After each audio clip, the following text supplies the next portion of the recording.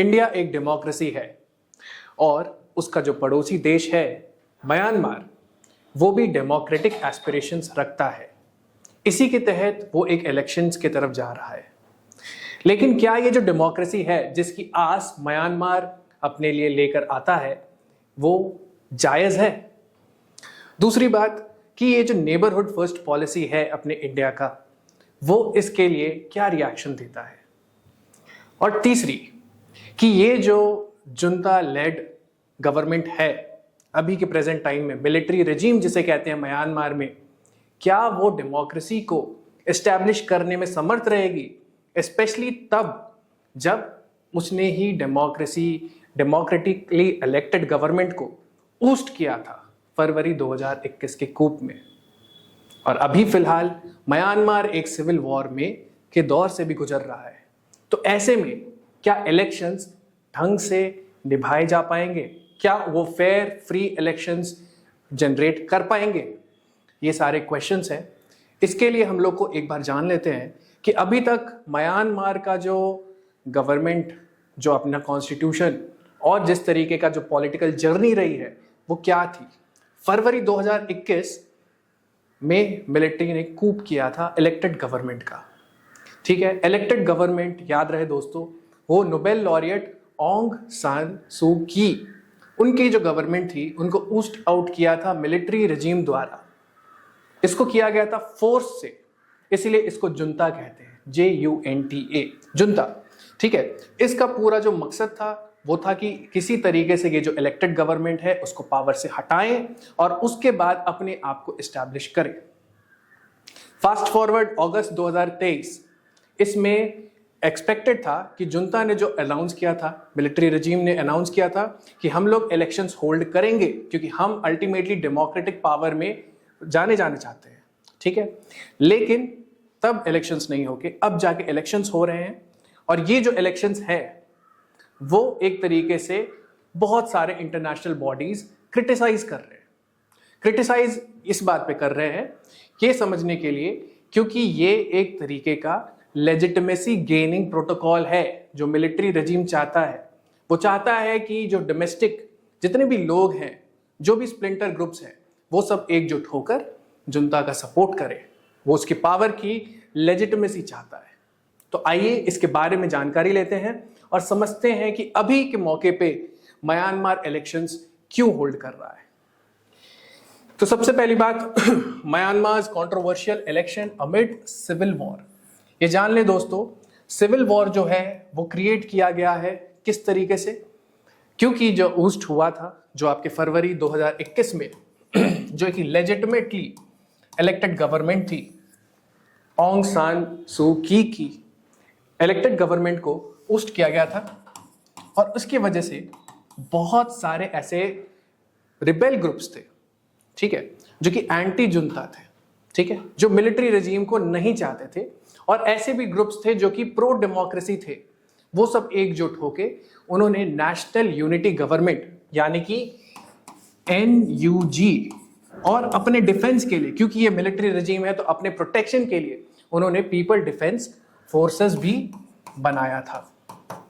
ठीक है, तो इसका मतलब ये है कि अभी तक इनके बीच में बहुत सारे कॉन्फ्लिक्ट जोन्स क्रिएट हो गए हैं, जो मिलिट्री रेजिम है और ये जो प्रीवियसली इलेक्टेड गवर्नमेंट थी जिनको ऊस्ट किया गया था उनके सपोर्टर्स द्वारा।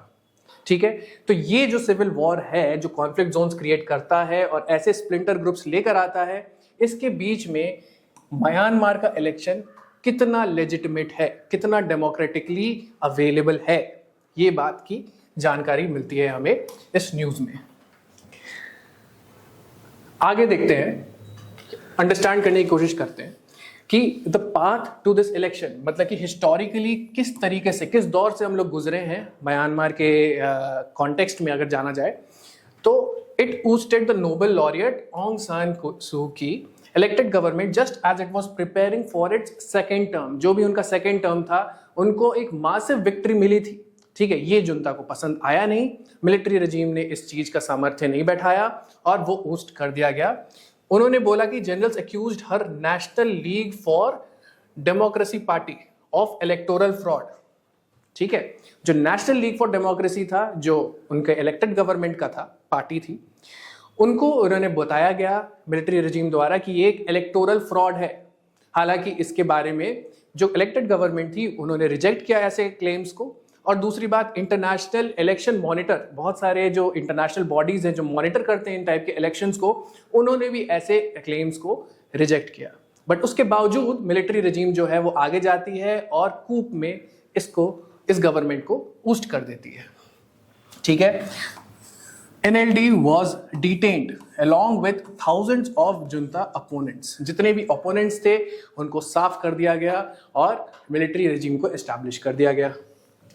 अब ब्रोकन प्रोमिसेस, जो प्रॉमिस किया गया था कि हम डेमोक्रेसी वापस से लाएंगे, क्योंकि वहां के म्यांमार के लोगों का ये मांग था कि हम लोग को डेमोक्रेसी चाहिए। ठीक है, हम भी इलेक्टेड गवर्नमेंट चाहते हैं। 2008 में उनका कॉन्स्टिट्यूशन ड्राफ्ट हुआ था और उसके बाद से 2010 के इलेक्शन में मिलिट्री रजीम आई थी। 2015 के इलेक्शंस में डेमोक्रेटिकली इलेक्टेड गवर्नमेंट जो NLD की वो आई थी। 2020 में दोबारा विक्ट्री पाने के बाद वही गवर्नमेंट आई थी। अपना सेकेंड टर्म जब वो शुरू करने वाली थी तभी ये फरवरी 2021 में कूप हो गया।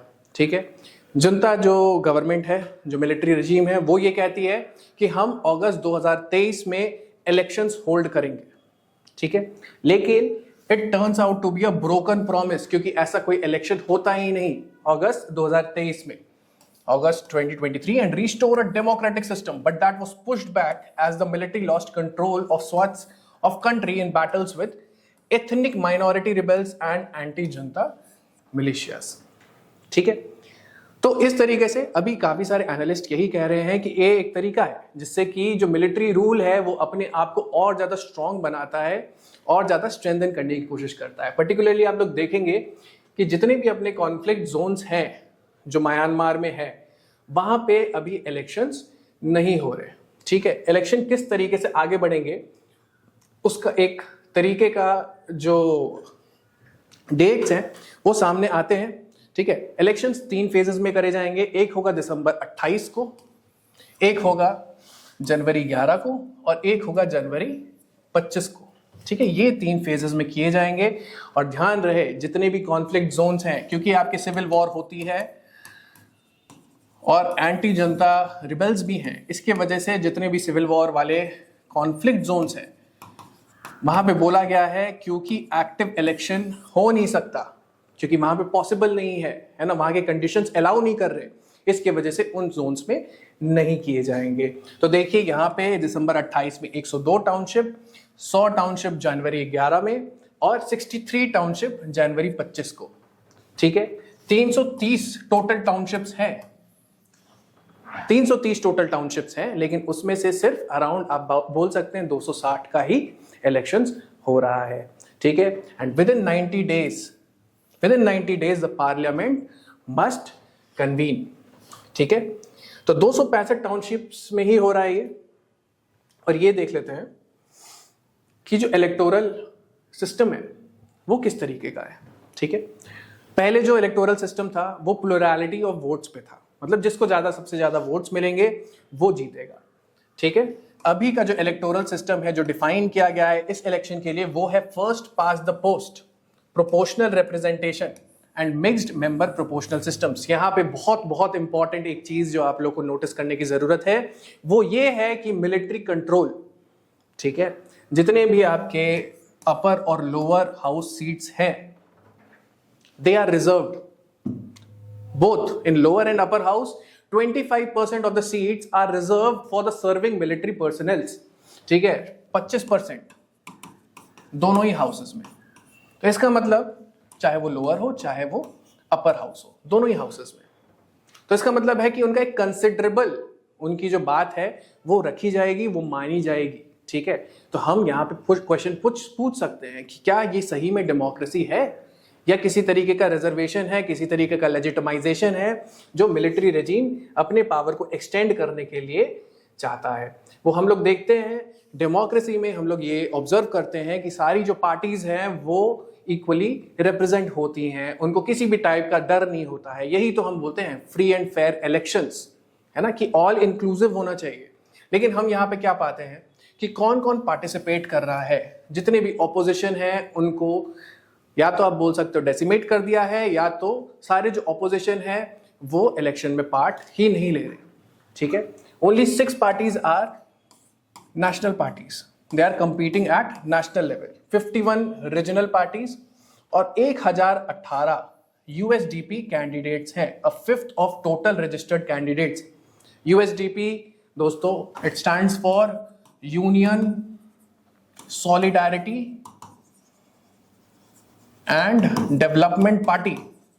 ये जो पार्टी है वो जुंता गवर्नमेंट, जो आपकी मिलिट्री रेजीम है, उसी की पॉलिटिकल प्रॉक्सी है। ठीक है, और इसी के जो कैंडिडेट्स हैं वो खड़े हो रहे हैं, और जो 25% सीट्स जो कॉन्स्टिट्यूशनली ड्राफ्टेड है, जो इनके कॉन्स्टिट्यूशन में कॉन्स्टिट्यूशनली है अवेलेबल, ये जो 25% जो सीट्स हैं वो मिलिट्री के लोगों को ही जाएगी। ठीक है, तो इसमें हम लोग को ये देखने को मिलता है कि डेमोक्रेसी किस तरीके से सबवर्ट हो रही है, क्योंकि only junta approved parties are participating including military's proxy USDP which won last junta held election in 2010। ठीक है, याद रहे किस तरीके से इलेक्शन हुए हैं। 2010 में यूएसडीपी जीती थी, उसके बाद 2015, उसके बाद 2020, इन दोनों में NLD national league for democracy हुई थी इलेक्ट, और उसके बाद 2021 में जब इन्हें पसंद नहीं आया जो मिलिट्री रेजीम है, तो उन्होंने 2021 फरवरी में कूप कर दिया। ठीक है, अब आगे देखते हैं कि प्रेसिडेंट का इलेक्शन प्रोसेस कैसे होगा। एक बार आपका जो पार्लियामेंट है जो कन्वीन हो जाता है, तो उसके बाद जो बाइकैमरल लेजिस्लेचर है वो अपर हाउस और जो लोअर हाउस होता है वो दोनों ही एक एक कैंडिडेट नॉमिनेट करते हैं। ठीक है, याद रहे दोस्तों, ये क्या होता है प्रेसिडेंशियल इलेक्शन प्रोसेस में कि एक तो आपका जो अपर हाउस है वो नॉमिनेट करेगा, लोअर हाउस वो नॉमिनेट करेगा, और तीसरा वो मिलिट्री रेजीम नॉमिनेट करेगी। मतलब इलेक्टोरल कॉलेजेस 3 होंगे। It will be formed from upper lower house members. 2 colleges are elected lawmakers, 1 is exclusively military appointed lawmakers। ठीक है, तो ये सारे जो सिस्टम में कंपोनेंट्स हैं वो नॉमिनेट करेंगे।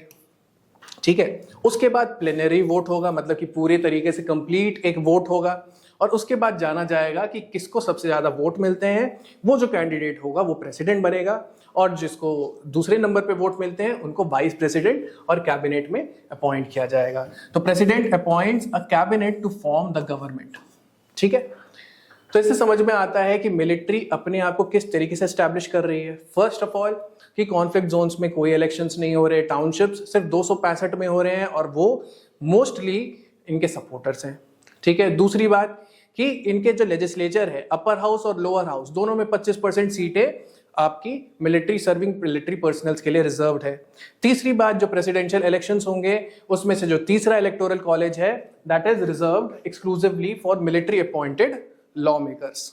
ठीक है, तो आप ये देख सकते हैं किस तरीके से डेमोक्रेसी को सबवर्ट किया जा सकता है इस इलेक्शन में, और इसका जो फ्री और फेयरनेस है उसको डिस्ट्रॉय किया जा सकता है। अब एक बार दोस्तों देख लेते हैं कि इंटरनेशनल रिएक्शंस क्या है इस पर्टिकुलर इशू को लेके। तो critics call it a sham, जैसे यूनाइटेड नेशंस और Association of South East Asian Nations, दोनों ही एशियान का पार्ट है म्यांमार।